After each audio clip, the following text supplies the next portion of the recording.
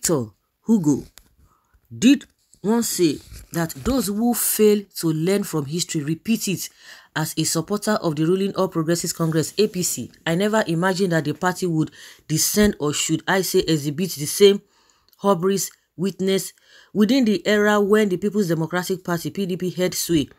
It is rather unfortunate that a party which came into power on the promise of change continues to mirror the same old destructive politics of the past. Today, the party in a state of anarchy. There seems to be a friction between the governors of the ruling party, which has led to the ousting of Governor Memala Bone, chairman of the Caretaker and Extraordinary Convention Planning Committee, and its replacement with his counterpart, Governor of Niger State, Abubakar Sani Bello. As I write this piece, even the position of the SYS Secretary of the CECPC has been oscillating like the pendulum of an old world clock, with the stories of his reported resignation, with the APC looking like an Amaka Igwe's Fuji house of commotion. Yes, the interest remains 2023, and the accusations and counter-accusations that are followed are all indicative of such interest. The political game of chess and the egungun dances presently witnessed are naturally instrumental to who gets what within the party. Surprisingly, such a game as well as the dances have surely gone beyond the "be careful Sally," a party which defied the much prophesied implosion of several occasions before and after its coming to power may finally implode, when it should rather be consolidating its hold on power, giving it feast in fighting corruption, provision of infrastructure and agriculture. The question then should be, how did the APC descend into this state? At what point did the APC lose its bearing and delve into the free fall in which it could self-destruct? Our elders say that those who do not know where the rain started beating them cannot say where it stops. Thankfully, we know where the rain started beating us. Okay, so following the emergence of former NLC chairman and two-time governor of Edo State, Comrade Adams Oshiomole, as national chairman of the party, it became obvious that things would not remain the same in the ruling party. He was coming to shake things up in the party and give the party back to the people. Prior to his coming, the governors within the party had constituted themselves into a party of sorts. Party discipline was an exile, and party supremacy only mattered when it suited their individualistic interests. Readers will remember that this was a regular feature within the PDP and was one of the reasons why the party imploded. The APC was threading such a path to the extent that an exiting governor wanted to hand over power to his son-in-law. Like all revolutions, that of Oshiomole was immediately resisted, and even when he knew he had stepped on toes, there was surely no going back. He realized that the consequences of not doing such would naturally overwhelm the party and rob it of its chances in the near future.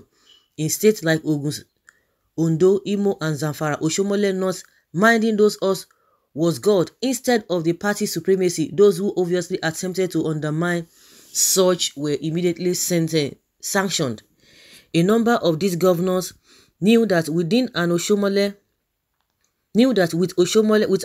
in charge, their large life roles would surely be cut to size, thus pushing them to foment a crisis in the party. Like Caesar's mother, the plotters recruited many of their ilk and sharpened their knives on a number of mind-boggling charges. Oshiomole had become too high-handed. Oshiomole was running the party like a Gestapo organization. They blamed him for losing Zamfara, Rivers, and Bayelsa, as well as charged that Oshiomole lacked the temperament to manage a party like the APC. There had been plots to get him to resign. When this did not work, they obtained his suspension from his ward chairman without any further ratifications. The matter of his suspension was to become a ding-dong affair as it shifted from the court to the NWC and back to the court. There was also the issue of who ought to temporarily succeed Oshiomole while he attempted to vacate the Justice Jordan Mensah ruling that had affirmed his suspension. Former Governor Ajimobi had recently then died from post-COVID-19 complications, and an ensuing tussle between Etta Hillard, the then vice chairman of the party in the South-South, and Victor Gedum, the then deputy national secretary, over who was legally qualified to steer the ship as acting national chairman, just like Oshiomole's matter. This also witnessed a shift to the courtroom. Okay, so is Oshiomole's ghost haunting the APC? All of them are the same. All of them are the same. You cannot even separate them. They are all the same. They don't have the good. They don't have good heart for the people. They are just there. You know, it's just an association. Who gets who is who in the country. That's just what they are doing. You see Buhari now. Do you know where he is now? He's in London, doing whatever he likes. He doesn't care. According to El-Rufai, he gave an order for them to remove the chairman, the caretaker chairman.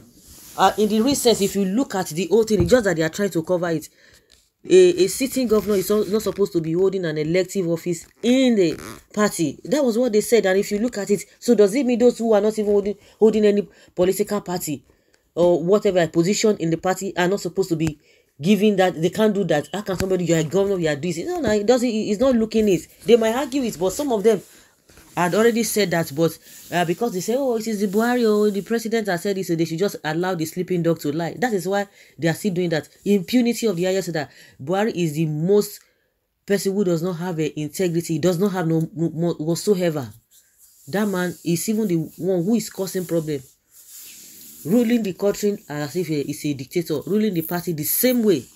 So Oshiomola is not to me, he's not even better. He's neither better than all of them. All of them, they have the same tendency.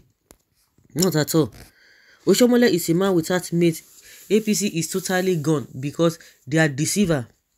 In the history of the land of Nigeria, there have been a government like this before APC have taught us lessons of our life. Is there any party worse in corruption and injustice than APC? You can't even change no man except the foolish Nigerians. It is obvious that APC has missed its opportunity by removing Oshiomole. Those that fought against him will reap all they did to him. God is watching. Obaseki and his men have no peace in PDP. Fayemi and Amechi and Co will reap their own portion at the appropriate time. Let's watch and see drama unfold. We should just not be carried away with all these their shenanigans. You as a person, because these guys are enjoying themselves, all of them, none of them is poor.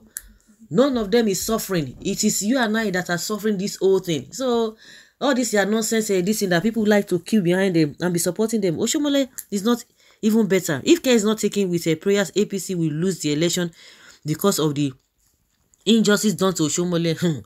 Look them running from pillar to post. No solution. Buhari with his chemical brain. Empty Mr. Nobody and everybody idiots are expecting Tinubu to leave APC before it is too late. Where is he going to? APC does not have that credibility. Even individuals like all of them, they don't even have that integrity whatsoever. So guys, let's hear your opinion and have your take on this.